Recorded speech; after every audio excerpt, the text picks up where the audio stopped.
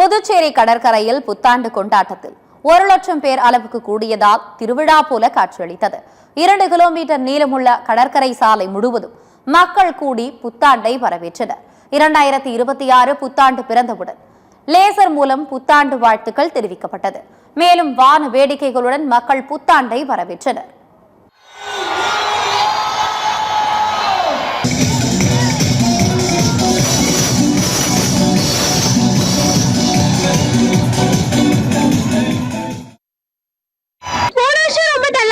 இந்த வருஷம் ரொம்ப சூப்பரா இருந்துச்சு. செம்ம என்ஜாய் பண்ணோம். ரொம்ப சூப்பரா இருந்தது. கோரிங்கள் ரொம்ப செம்ம அழகா இருந்தது. ரொம்ப பிடிச்சிருந்தது. நினைச்சிட்டு பாக்கல. எனக்கு கல்யாணம் ஆகி 16 வருஷம் ஆகுது. இதுதான் ஃபர்ஸ்ட் டைம் இவ்வளவு என்ஜாய் பண்ணது.